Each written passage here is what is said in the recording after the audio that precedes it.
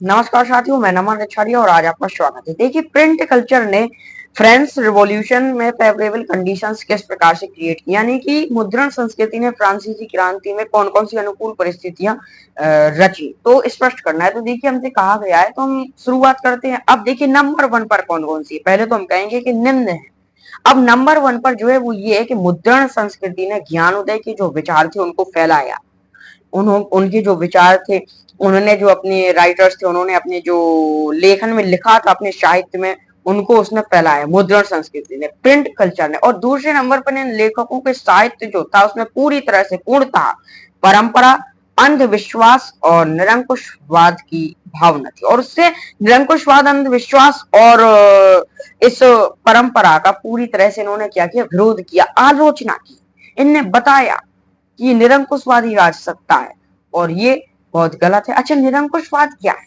आपको ये डाउट बना रहता है कि निरंकुशवाद क्या है। देखिए, निरंकुशवाद एक ऐसी शासन व्यवस्था होती है, एक ऐसी व्यवस्था होती है जिसमें किसी एक व्यक्ति को सारी शक्तियां सौंप दी जाती है। उसके पास कहीं एक प्रकार से तो वीटो पावर होती है। उस पर ना तो कोई संवैधानिक पाबंदी लगी होती है और ना कोई कानूनी पाबंदी लगी होती है। उसे हम निरंकुशवाद कहते हैं।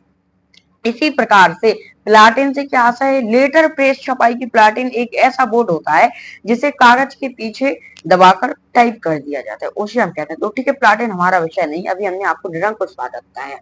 इसके बाद है अंधविश्वास। अंधविश्वास क्या है?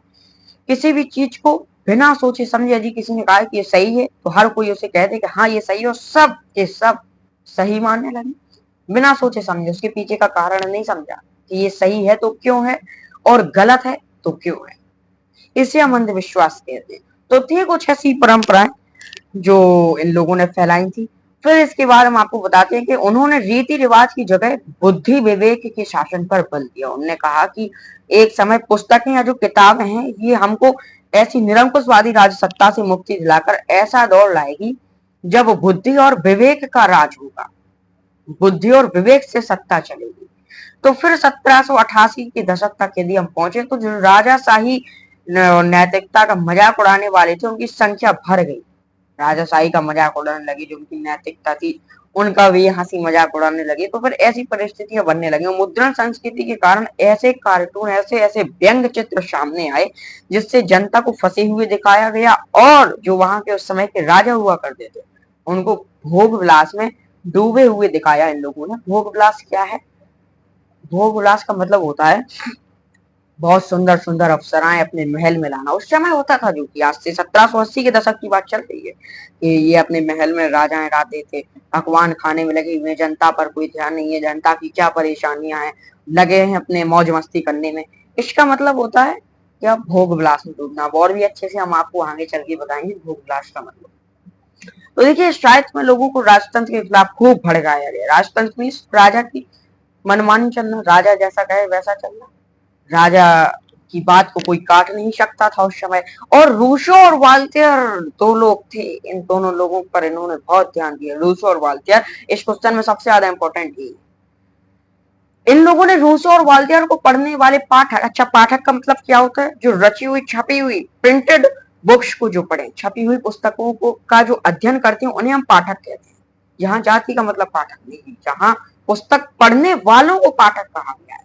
तो रूसो और वाल्टियर को पढ़ने वाले एक नए आलोचनात्मक नजरिए से ये उनको देखने लगे, क्योंकि अब ऐसी कम्युनिस्ट विचारधारा थी इन लोगों जैसे आज के समय में। ठीक है, तो हाँ, तो इनमें कोई शक नहीं था कि प्रिंट कल्चर ने लोगों के विचारों को फैलाने में मदद की।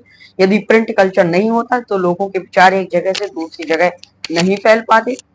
पहले क्या होता था, जब प्रिंट कल्चर नहीं आए थे, लोगों के मन में क्या चल रहा, अब वो क्या करते हैं, किताबें छापी उन्होंने, बुक्स प्रिंट की, और प्रिंट करने के बाद अपने अपने विचारों को अलग अलग जगहों पर फैलाना शुरू कर दिया। अच्छा, प्रिंट कल्चर हमने आपको बताया था कि मार्को पोलो चीन में लंबे समय तक खोज करने के बाद लौटा था इटली वापस। वो इटली के थे मार्को पोलो, जिन्होंने प्रिंट कल्चर की शुरुआत की थी। और चीन में पहले से ही ये तकनीकी का ज्ञान, टेक्नोलॉजी का नॉलेज उनके पास था।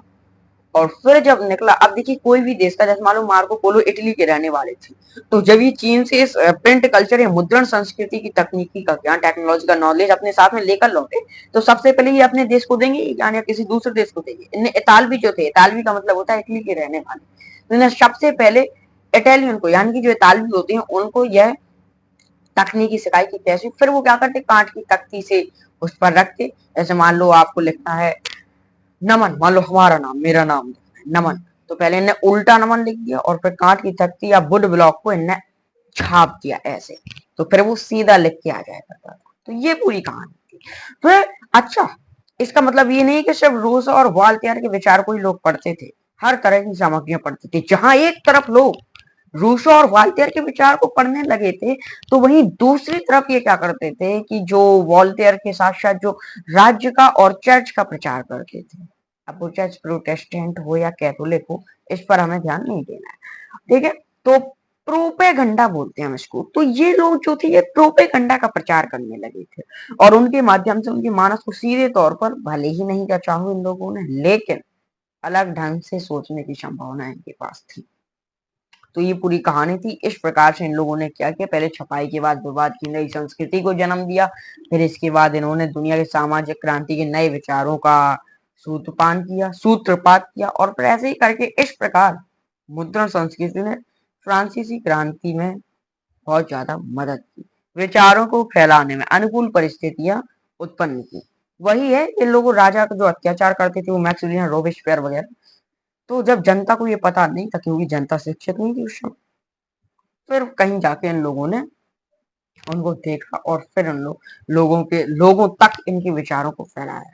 तो इस वीडियो में हमने आपको बताया कि किस प्रकार से मुद्रण संस्कृति या प्रिंट कल्चर ने फ्रांसीसी क्रांति के लिए अनुकूल परिस्थितियां रची। तो आज के लिए हमारे शो में इतना ही। हम जब आपको अगली